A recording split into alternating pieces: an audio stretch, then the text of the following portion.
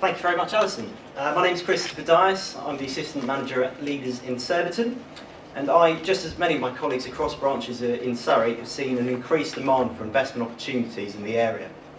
This is from a mix of long-term landlords looking to increase their portfolio while sales prices are soft and rental values are high, as well as first-time investors looking for a steady income from bricks and mortar. There are so many things to consider when choosing the right property for buy-to-let, from what type of property and location creates the highest yields, to what type of property also offers good capital growth. To assist you in some of these points, you will find a guide to buy-to-let in your delegate packs, but I also wanted to share a couple of examples of some potential investment opportunities with you.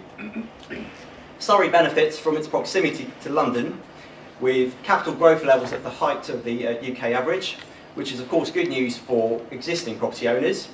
However, despite the sales market in Surrey being more buoyant than other parts of the country, there are still some great value investments to be had, which comprise of a mix of new build and existing properties. So one excellent example is a development called New Central in Woking.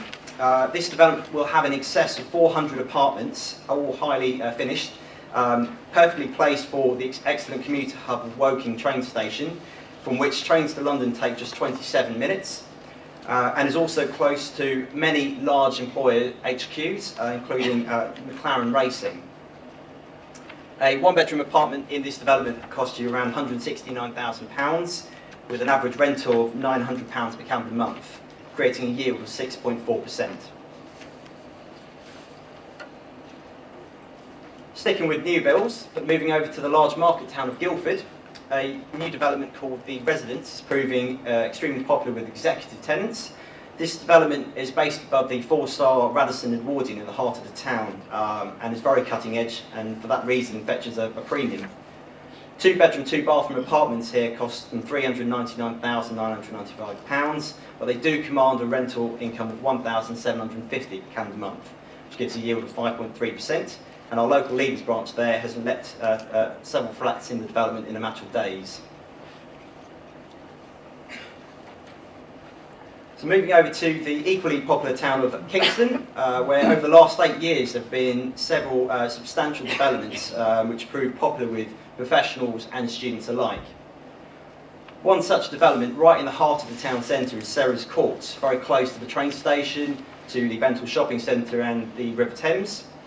One-bedroom apartment here would cost around £175,000 and would rent for £925, giving a yield of 6.3%.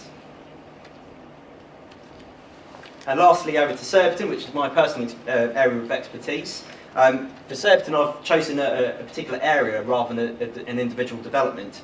For those of you aware of or familiar with the Surbiton area will know that the Lovelace area, which comprises of 2 main roads, is extremely popular for rentals, for tenants because of its proximity to the station and the town centre, for its proximity to the A3, the River Thames, and also Kingston town centre. The Lovelace area typically comprises predominantly of 1960s, 1970s type purpose-built apartments, which are very decent sized, have decent sized rooms, often with balconies and garages. A typical one-bedroom here would cost around £215,000 and renting for £950, giving a yield of 5.3%.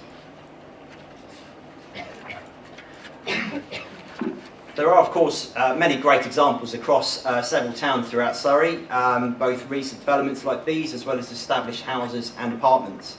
To ensure you have the right information when looking to purchase a buy-to-let property, we recommend that you speak with your local Leaders team, who can give you impartial and expert advice on what makes for the best investment. But one thing that each of these previous examples has in common is the finish and the standard of the decor. As renting becomes the norm and the average length of tenancies grows, so does the expectations of tenants. They want their home to be well presented, something to be proud of, and that is reflected in what they will rent and how much they will pay. Whilst property remains in high demand and tenants may not be overwhelmed in their choice, most will rather wait to rent the right property than take something which is in poor decorative order. The benefit of new builds is that they typically have good quality interiors as a standard feature, but older properties generate good benefits from cosmetic work in terms of greater rental returns and longer tenancies. Plus our tax expert will no doubt tell you that in the right circumstances, substantial redecoration works will be tax deductible. The majority of rooms in a property are easy to revamp with a fresh coat of paint, new flooring, etc.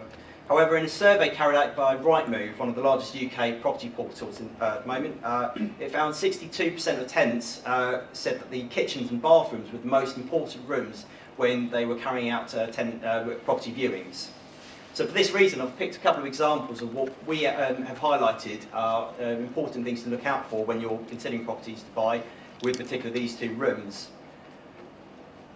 The obvious thing is that you want to keep them neutral, modern, clean, not necessarily brand new, but certainly inoffensive and open to attract any type of tenant. There are a couple of hidden things which possibly less experienced landlords might not necessarily notice when they are viewing properties to buy. One major problem we've seen with kitchens and bathrooms is the problem with condensation, inadequate extraction or ventilation in a property. Obviously, if you have a window in the room, it's probably not that much of a problem, but if you don't, you need to ensure that there is an extractor, proper extraction system in place, and also if you're writing up a contract, that you ensure tenants obey to that to avoid any costly repairs caused by damage from condensation. Obviously, coloured suites, whilst they may be certainly big enough or adequate for the size of the property, they might not necessarily attract all the type of tenants that you want, and in order to make the process a lot easier, we do recommend white suites, neutral type tiling, so no dirty or stained grouting, which is often commented on in feedbacks. With kitchens, again, main problems is obviously things like chipped or scratched worktops, dated flooring. Dishwashers are obviously becoming quite popular as well. Again, if there isn't a space for it in a kitchen, then it's not a massive priority, but obviously if you're going for the high-end type finishes, it is something which is commented on by a number of tenants. Whilst it's true to say that they are the more expensive rooms to replace and refurbish, they can bring the biggest gains in both rental value and longevity of tenants. We have several examples of properties that could gain an additional £100 to £200 per calendar month in rental income if they were to have the bathroom or kitchen refitted. These same properties are more likely to experience void periods between tenancies, which could cost the landlord up to £1,000 per year. With the average kitchen or bathroom refit cost approximately around £10,000, you're looking at around three years to recoup that cost, whilst also improving the capital value of the property.